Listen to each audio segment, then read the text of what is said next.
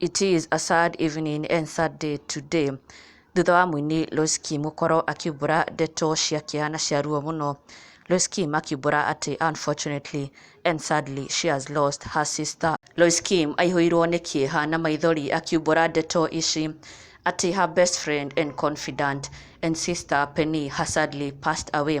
Na Loise has taken to her social media pages na gũkorwo akirekereria ndũmĩrĩri ĩno akiuga, unfortunately I have lost my sister Penny, my friend and confidant God. Na wiki nini hĩtũku Loise nĩariga gũkorwo akirekereria post agĩcakaya ndwari ya sister yake akiumbũra atĩ the sister had been unwell kũndũ nginya arakoretwo akiadmitwo thibitarĩ, na Loise akihoya arũmĩrĩri ake na mafans makorwo makiririkana family yake mahoya-inĩ kuona the sister was unwell. Na rĩu mũthenya wa ũmũthĩ Loise nĩarĩkĩtie kuumbũra atĩ sadly the sister who was unwell has sadly rested. Nĩarakoretwo mũrwaru gwa kahinda but sadly she has rested.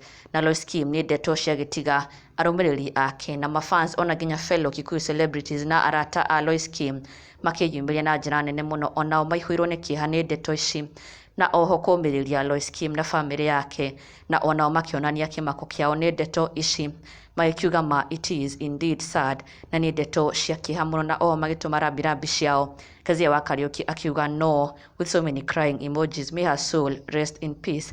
Ona nginya Magishi akiuga may this beautiful soul Penny rest in eternal peace. Na Keshiro Ngai poleni sana, may our good Lord comfort you and your entire family.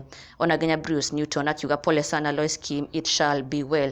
Na ona ithuĩ our deepest condolences to Loise na family yao yothe ihinda-inĩ rĩrĩ iritũ. May God give them strength, Ngai aromomĩrĩria, na may her sister Penny rest in eternal peace.